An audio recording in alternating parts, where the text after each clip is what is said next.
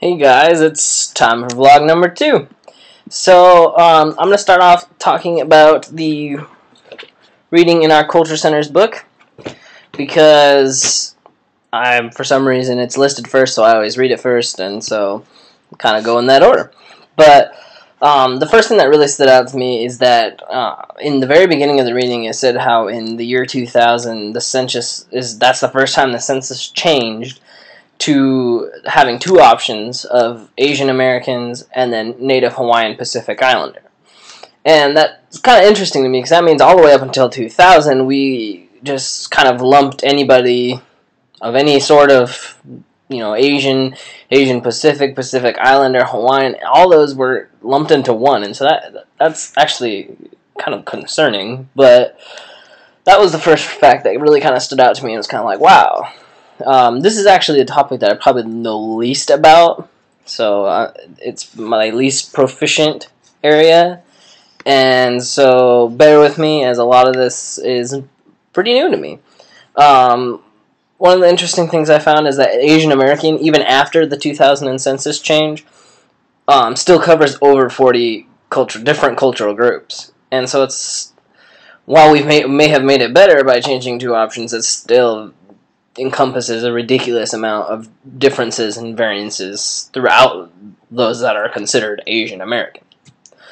Thought that was interesting, and it's a lot like the situation we had last readings with the Latinos and Latinas, how there are so many different countries and so many different cultures within each country that are all grouped into being Latino or Latina.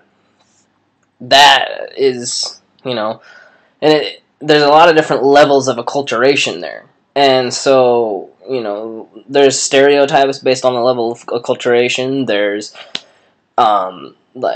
two people of the same culture, so they're under the title Asian American, but they might be a specific culture that falls under the title Asian American, but then they could have completely different levels of acculturation, so that again makes them even different from each other. And so it's kind of interesting to see the vast diversity that goes through each different, labeled group, as I might put it.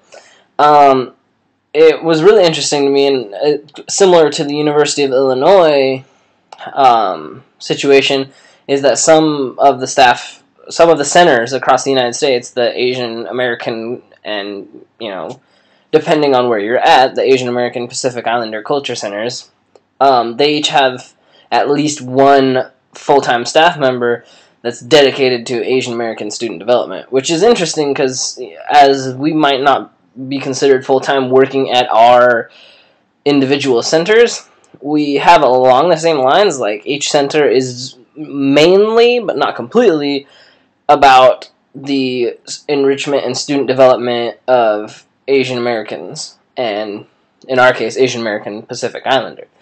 And so I think it's interesting that we essentially aim for the same goals as these schools that may be facilitating a full-time staff member, but we're run by students, and I think that's really interesting, because we have the students that are taking charge of being that person who is dedicated to the student development, as opposed to somebody who's being paid, $40,000 a year as a staff member that's dedicated to the development. So that's really interesting to me. And in the book, it talked a lot about events that were having to do with academic enrichment and student development, and of course, mainly about Asian American Pacific Islander, but how that it was more for students who weren't Asian American, while at the same time, the cultural centers had to take into account that they were a place for Asian American Pacific Islander, in our case,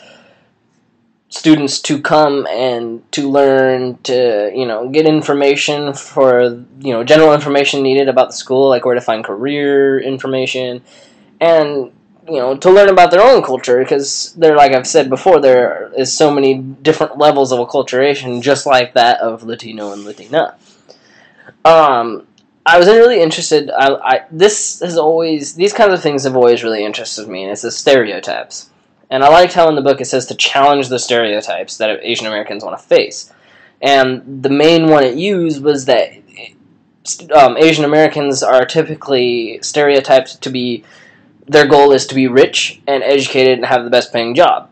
And so those Asian Americans who might not necessarily just be at school to get the most money, but really are there to learn something about things that they are particularly interested in and have a passion for, they might be considered not, for lack of a better word, insufficient compared to their stereotype.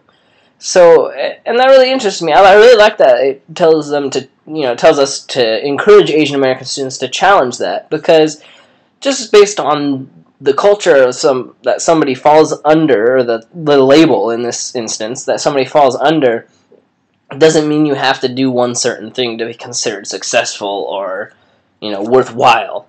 And so I really agree with that. We should challenge that stereotype, and stereotypes throughout all different cultures that we represent, and even cultures that we don't necessarily represent. I mean, that's the biggest challenge I feel like in our realm of the university, is to challenge those stereotypes. And so this really hit home with me. And so it's, any culture can have a wide array of interests and variety, and they don't have to be one thing. And so I really, that would be the biggest thing I take away from this, is to challenge the stereotypes. Embrace those Asian American students that want your help, that want to go study whatever it is they want to study, whether it's forestry or business or, anything. And we got to embrace them and help them challenge that stereotype, while at the same time, catering to those who are really, really about learning about their culture and, things like that. I definitely agreed how they said that the culture centers should be there to kind of facilitate intra-group interactions and relationships. And so the thing I thought about is how we're actually really seem to be good at that, as far as our culture centers.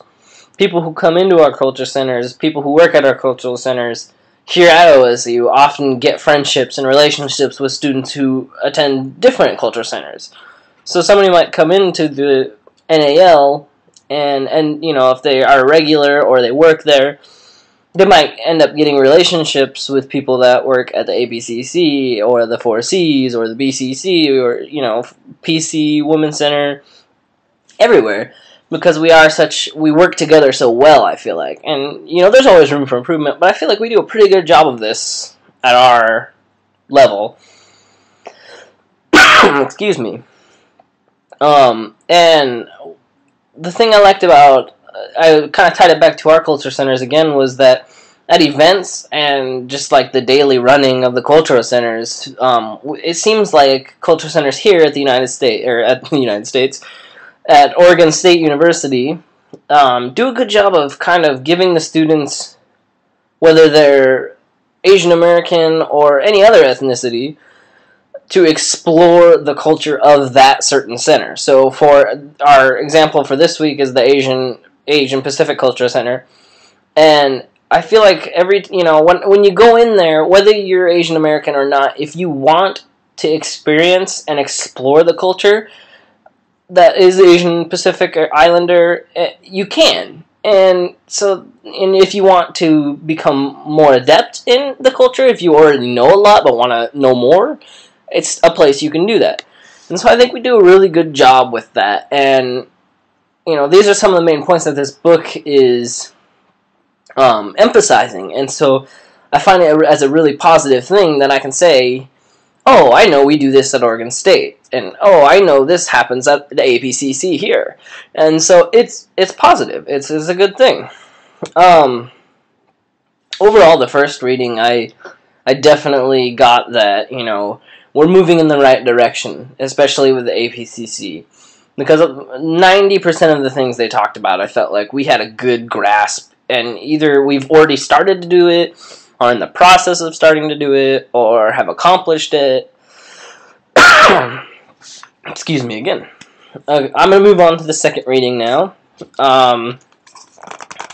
Excuse me, my throat's kind of dry.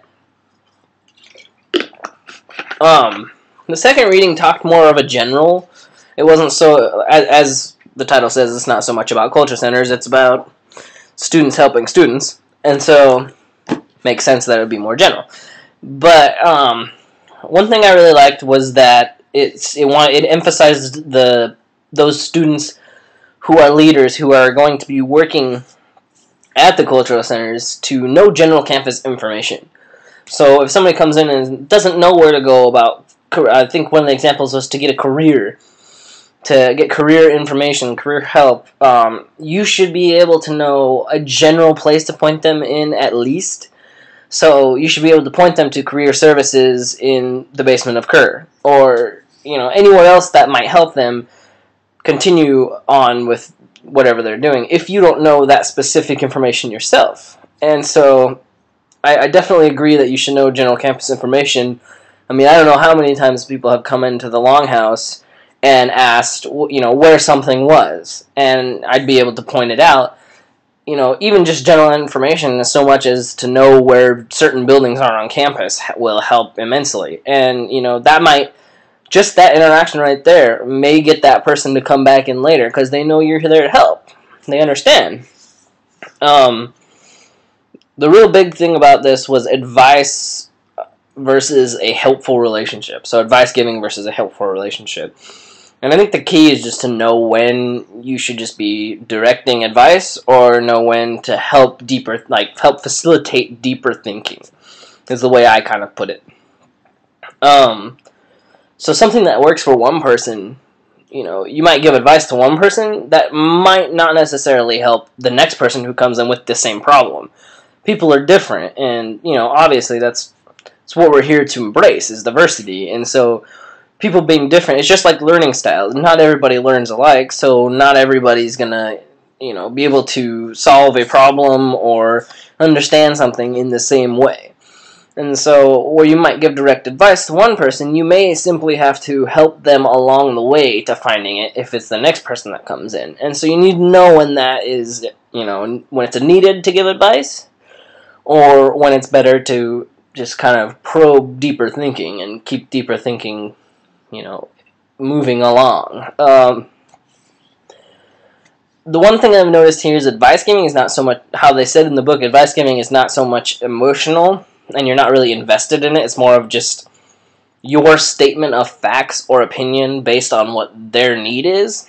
And I feel like the majority of the time, advice giving is not as preferable, because I feel like a lot of time if somebody can feel that, you're invested, if not emotionally invested, in what they're trying to finish or they're trying to solve, then they feel like you're being more helpful. And so that's where I think that a helping relationship is kind of a more preferable way to go. And then you might get somebody coming back multiple times, it'll increase retention. And so in a helping relationship, I just put a few keywords that I saw down as meaningful. And, that's definitely true, because if somebody comes in and they feel like it means something, if somebody asks for help, and, you really want to help them, they feel not only that they're meaningful, but that the relationship between the two are meaningful. And I feel like that's a big thing with people coming into cultural centers. You want to kind of feel like a second home.